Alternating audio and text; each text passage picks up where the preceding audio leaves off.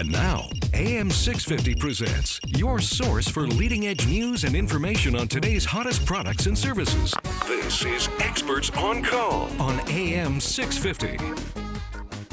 Well, good evening. Welcome to Experts on Call here on AM 650. I'm Sterling Fox, and I'm joined in studio by the master of appliance knowledge and appliance repair, a man with 50 years experience in the business. Always a pleasure to sit down and have a good conversation with Jack McIver of McIver's Appliances on Marine Drive. Hi, Jack. How you doing? Oh, thank you, Sterling. I'm glad to be here, and I'm glad this place is air-conditioned. It's the dog days of summer. You going to the fireworks show tonight? No, I'll be down at Royal Van watching from the across from English Bay. A safe distance. With a pint of their finest in my hand. Well, good for you. You know, we appreciate the fireworks, each in our own way. That's right. So 50 years, McIver's 50th anniversary season this summer, Jack. That's quite an accomplishment. Yes, even longer than the brick. And that's generations, plural now, of happy customers in Vancouver and around BC as well. Yes, 3, I think, would be the number. Right. And what's the secret, Jack, to surviving 50 years in the business in an industry that's become so competitive and in so many ways dominated by big box retailers? What's the McIver's secret to lasting 50 years in Vancouver? Well, I care about what I sell, and big box retailers don't care what they sell as long as they can make a buck on it. And so we have a whole pile of products there that aren't up to par, really, of what our appliances used to be like, except I pick out the ones that are, and I sell those. I deliver them, we service them, we carry parts for them. It's the old style of appliance business that all businesses had at one time in the appliance business, from the 40s through till this nonsense got started with the big box stores and the junk being made in Canada and Korea and China and Mexico. And when did that start? What was the turning era? Was that the 80s, Jack, or was it even earlier than that? No, it was coming slowly. It was in the United States. I mean, you could buy an all-plastic fridge in the United States. I saw them in the 70s, and I thought, how do they get away with this? Mm-hmm. But it's just the lobbying by the manufacturers to get the standards down. Took quite a while to get them down here, but they worked away at it and found the right people to buy off, and now we got what we got. Okay, so McIver's just refuses to acknowledge that as an appropriate way of doing business, despite the fact that others may conduct it that way. You stick to your guns and stick to the way you've been treating customers in and around Vancouver for 50 years. Yeah, but on the other hand, I know what I'm doing. I know a lot about the appliances. I just don't look at the skin of them like a designer selling, deciding what they're going to put in. Mm-hmm. A lot of the things that they put in, I wouldn't put in, and I don't sell. So I decide what I'm going to do. And the over 100,000 customers since I've been in business like the way I do business. So I get along fine without getting everybody to deal with me. Mm-hmm. But eventually, after they get bored and tired of buying, 4 or 5 washers and dryers over a 10-year period, 12-year period, then they may hear about me and come and visit and buy. And then as Roy Jacks, who used to advertise for me years ago. I remember Roy, you bet. And Roy would say, they're the converted Jack. Right. So, well, one of the ads that you've got running right now on our airwaves, Jack, talks about you having the same air conditioner in your bedroom. I believe it's a Danby. Yeah. You've had that same unit in your bedroom since the 90s, and it's still just chugging along perfectly. Yeah. Last night, it goes on. Put it on at 8:30. By 9:30, it was when you turn it on, it's around 30 or 31 in the bedroom, mm-hmm. and by the time you go to bed, it's 24. And no more tossing and turning. Thank you very much. No. So now there's a product that you've had for over 20 years. Yeah, but the thing is that so do all the other customers who bought the 500 other ones. They have them too. And we've sold quite a few, but I think for whatever reason, we don't have a like as I say, a vast market share in the business. So we're basically just getting referrals and whatever. Mm-hmm. But I don't care because we have a very good business and sell a lot of what we do sell. Now, do these sturdy little air conditioners, the likes of what you've had in your bedroom personally for over 20 years, are they? Do you still sell them? Yes. Oh, so that you can still go down to McIver's? We won't. If we sell out this year, we won't have them anymore. Oh, really? But they're not gimmicky, and they're not. They say, for instance, 8,300 BTUs. That's exactly what it means, and it'll chill your 300 square foot bedroom down, so you're cold. Other people have these ones with 2 hoses on and different, more tricked up. Mm-hmm. And if they use them for too long, they warp the plastic from overheating and things like that. So the people that are buying those don't realize that these units that we have to sell are far superior because they don't have any problems like that. Mm-hmm. You like to keep it simple. Because I know mechanics. Right, and keep the bells and whistles and all the nonsense as minimal as possible. Yes. So right. Basically, you could call it the Jack McIver Appliance Protection Plan, where I only sell what I think is good, and I won't be tempted by the devil on everyone's shoulder to sell anything that isn't up to par. Now, we were talking about these air conditioners on these long, hot summer days. I wanted to ask you, just in general terms, the dog days of summer, and the toll they exact, if any, on our machinery in the house. Are there any tips that we should be aware of during the summer months, Jack, with respect to maintaining our appliances? For instance, on the air conditioners, most of them have an air cleaner. As the air comes back to the air conditioner, it goes through like a sponge filter, which is washable. And if you let that get plugged up, they don't work as well. So that should be checked once a week. Okay. And especially if you're running it every night like we are now. Yes. And then with the fridges, a lot of the refrigerators have the cooling coils for the refrigerant under the fridge. Yes. Yeah. Where it's not really easily accessible. So if the fridge starts to not perform properly, the best thing to do is to take a look under there and see if it's plugged, and if it is, vacuum it out. And then put on your calendar, put that on to do that once a year. Okay. And then you wouldn't have to worry about it again. So something as simple as recognizing where the intakes are on pieces of equipment and making sure the air intake place is clean so that air actually goes in. Yeah, it has to go in and cool. Right. And then blow out hot on the other side. Right. At the front. Okay, so air intakes are very important on all pieces of machinery. And door seals are important for keeping the fridges working properly when it's hot. Is there such a thing as overloading a fridge in terms of jamming stuff in there to keep as much cold as you can?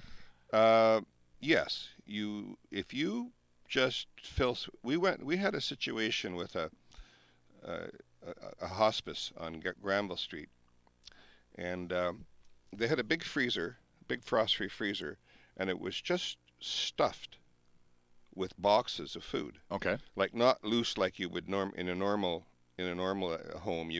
This freezer would be, there'd be spaces between, and this was just chocker block full.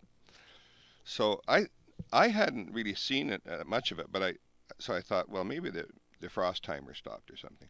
So I changed the defrost timer on it, and they called back about 4 or 5 hours later and said it's still not doing it.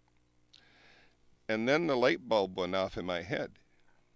Frost-free freezers can't operate unless there's some air circulation. That's right, and they had just plugged it completely full. Right. So it was absolutely incapable of doing what it was supposed to do. So we had a 25 cubic foot freezer in stock, an upright, great big thing. And so we brought that one in, took that over because they had a whole bunch of money in food. Now that's the kind of a thing where McIver can respond and nobody else can. Right. Absolutely nobody can respond when there's that kind of situation. Well, and to be able to anticipate the problem, identify the fact that Now the freezer that we took over is a manual defrost. Okay. And each shelf is a freezing source, so it's freezing all the way through, right into the food. But any of us who have No air. frost-free freezers, even the freezer compartment to a refrigerator, there should be some way that air can pass through there. Yeah, you impede the cooling of the fridge.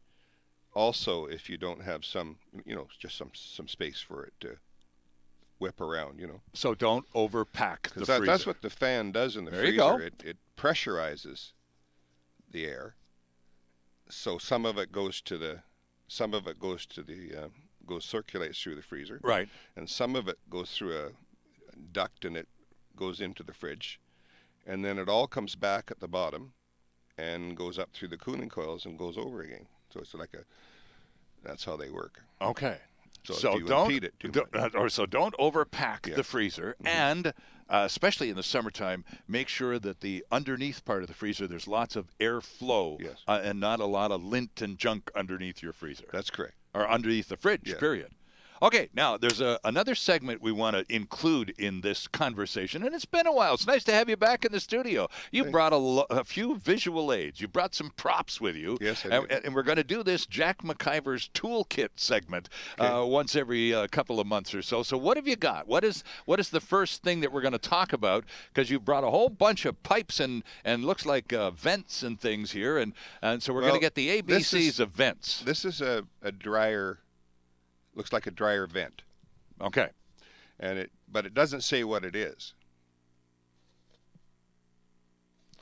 on the label or anything. All right, so Jack has... But what it is, it's a intake air vent. Okay.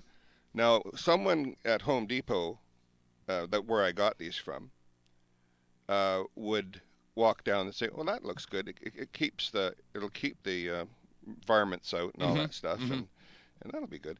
And so they put it on, and a week later it's plug solid. Right. Because it's meant to let air into the house.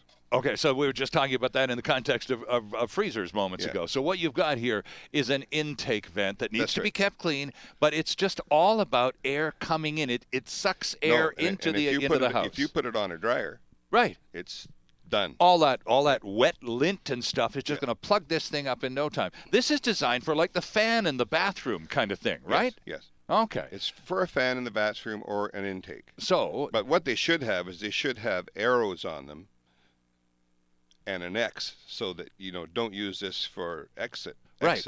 So you've got two types of vents. You've got intake vents and outflow vents. That's right. So this is an intake vent that somebody tried to pass off to you as an outflow vent. No, they didn't try and pass it off to me. I went and passed it off to myself. Oh, I see. Without any help. Well, just to show. Well, and this show, to show. But this would be a mistake. A mistake is easy to make. That a consumer who's not up to speed on all this stuff would make. You can get sheet metal ones which have screens in them, which you can't see.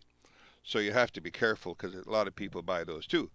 But as long as the screen's in there, the lint is going to build up. Right. So we've got to first of all make sure that when you're looking at vents for the dryer, presumably this is mostly about the dryer. Yeah, it's about dryer. for a vent like that, it could be the fan over the kitchen range. It could be the fan in the bathroom. Yep. It's a totally different application. Or it can be just an inlet for air. Right. For makeup air, which they call it, what lets air in so air can go out. Okay, so now we turn our attention to the outflow vent. This is the one that goes really on the dryer that sends the hot air out of the house. Yeah, and this is the one that the dryer hooks up to. Right. And inside it, there's a ball, which I can hear it rattling around in this. It's like a big plastic softball almost. Yeah. So what happens when the dryer blows? The ball rolls up out of the hole. Okay. Here, where it's plugs the hole. And so when it quits blowing, it rolls back and closes the hole. Closes the hole. The only trouble is that it's got this screen here which builds up with lint. It also builds up with lint because plastic and it doesn't warm up properly. And eventually what happens, the ball just keeps going less and less open. All right. So you end up slowly killing the dryer. And the one that in Coquitlam that I ran into, the first one I ever saw of these things, had ruined, the whole dryer was ruined kind of by not being able to get the air out. Right. So it kept building up inside, and it ended up burning the motor, or making the motor seize up. So what I did is excuse me, I went and I cut all this stuff out and ripped everything out of it, including that big plastic ball, right? And then I went and then I got this cleaned out. Then I had to clean all the lint that was down in the pipe to the dryer. Cleaned all that out and started it up, and amazingly enough, after all that work, it worked. How about that? Now, just a quick question on this whole vent business. I mean, I would think it's probably reasonable to expect that some people, I mean, we all know, because you got that hose that comes out of the back of the dryer. It's Yes. a movable hose, and it attaches to something that it blows the hot. We know that. Yes. But we don't, in some cases, pay attention to where that hose is attached to. Well, and sometimes that vent will have firewood in front of it, or a barbecue. Plywood. Or junk stacked up in front of it. The kids have filled it full of rocks. Right. Whatever can happen does happen. Right. But the worst kind are the plastic ones. That's the ones that have double trouble, because not only do they have these screens on them, they also accumulate the lint in a wet manner and they plug up. Right. Yeah. So they shouldn't be used in this kind of an environment. Only metal. And this is a proper vent. Now, this Jack has now got a product in his hand that is completely made of sheet metal. Yeah, and it's nice and heavy, and it does a great job, and it's designed to let the air come right out, because that opens up. It's got a and little then it trap closes. door on it. Nothing's Right. going past that. Right. Well, the thing And that this is made in Canada. Right? And by whom?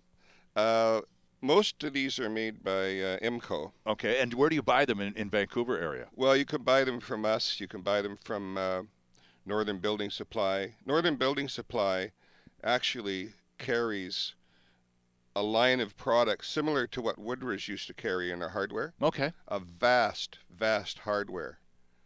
Not all in little packages at ridiculous prices.